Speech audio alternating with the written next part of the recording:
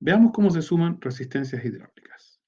Primero que todo, tratemos de entender lo que es una resistencia hidráulica. Para eso podemos recordar brevemente cómo se desarrolló la ecuación de Hahn-Poiseuille, que era la ecuación que describía un flujo a través de un cilindro que podría ser, por ejemplo, un manguera jardín, y que nos permitía calcular en base a la diferencia de presión que yo le pongo a esa manguera, el flujo que yo voy a tener al final. Y si ustedes se recuerdan, esta es la ecuación de Hahn-Poiseuille. Acá tenemos este famoso menos, que significa que va a fluir de la parte donde tengo una alta presión a donde una baja presión. Acá tengo el flujo en consecuencia yo lo puedo calcular en función de los parámetros que están al lado de acá, que tengo la diferencia de presión. Si yo tengo una gran diferencia de presión, voy a tener un flujo grande, o sea, el flujo es proporcional a la diferencia de presión. O sea, típico cuando alguien se está duchando y alguien saca agua, baja la presión y en consecuencia está el típico grito, no saquen agua, etc. Esa es la baja de presión que ahí vivimos al día a día. Por otro lado, acá tenemos a la inversa el largo del tubo. O sea que si es muy larga la manguera de jardín, yo voy a tener dificultades para tener un flujo decente. O sea, el que se encontró muy genio que compró una larga manguera para llegar a la última esquina se va a dar cuenta rápidamente que casi no va a salir agua de la manguera. ¿Por qué? Porque es muy larga, porque esa es la inversa. O aquella parte de la casa que está más lejos de donde entra el agua al departamento va a tener más problemas de presión porque está muy lejos, muy largo el camino que tiene que recorrer para poder salir. En consecuencia, tengo un flujo menor.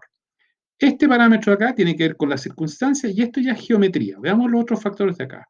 Aquí tengo el radio a la cuarta, o sea, el radio de la manguera, el radio de la cañería.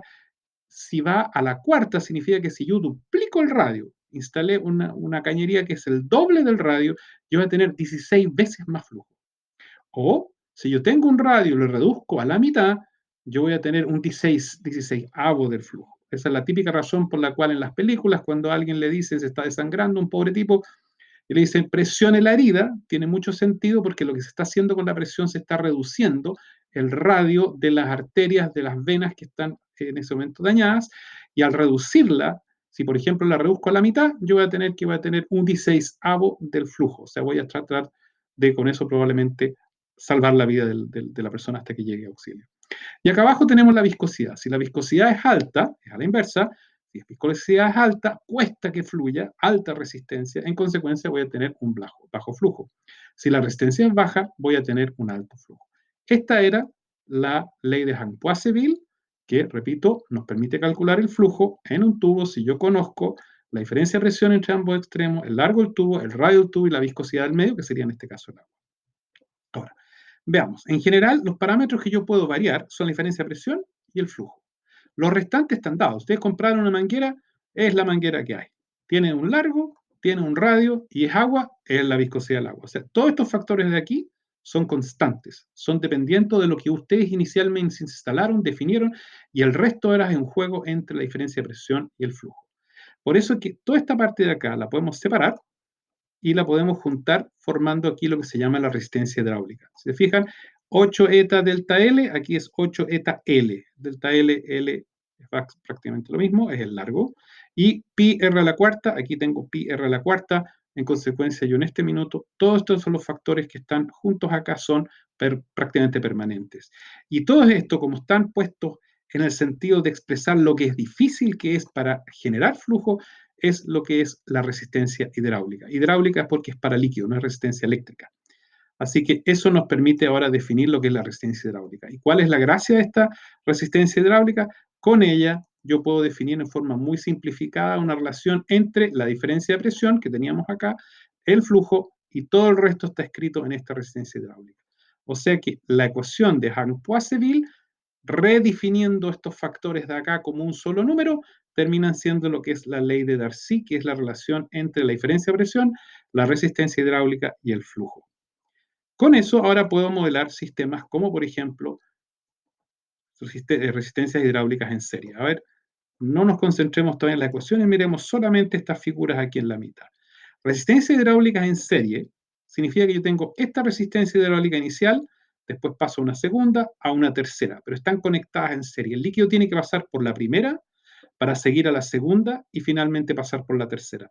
No puede saltarse la segunda para llegar a la tercera.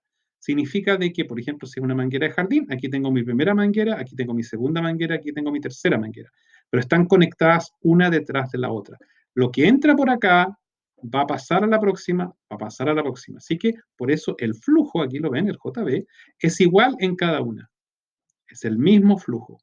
Pero como las resistencias hidráulicas son distintas, esta es 1, 2 y 3, y yo tengo que es el mismo flujo, yo tengo que adecuar la presión para poder llegar a ese flujo. O sea que aquí yo tengo dar sí entre este flujo, esta resistencia y esta diferencia de presión que no conozco, pero que la que tengo que calcular, yo puedo establecer que vale dar sí. Diferencia de presión igual a resistencia hidráulica por flujo. Si yo quiero un cierto flujo, yo tengo una cierta resistencia, yo voy a tener que tener una cierta diferencia de presión, si no, no voy a lograr ese flujo.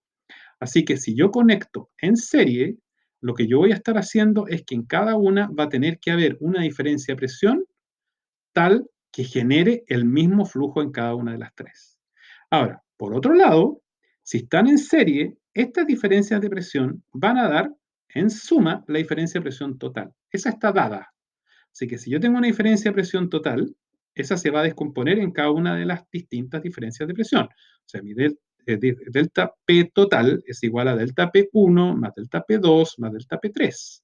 Y por otro lado, el delta P1 es igual al R1 por JB, el delta P2 va a ser igual a resistencia 2 por JB y el delta P3 va a ser igual a R3 por JB. Si yo ahora miro esta ecuación de acá, yo la puedo con estas expresiones de acá reescribir de esta forma. Porque aquí donde sale delta P1, yo puedo escribir R1JB, ahí está. Delta PT, delta PT. Delta P1, ahora en vez de poner delta P1, puse R1JB.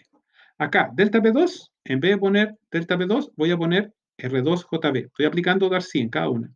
Y aquí tengo delta P3, lo mismo de acá. Ahora, si se fijan, el JB es igual en cada una.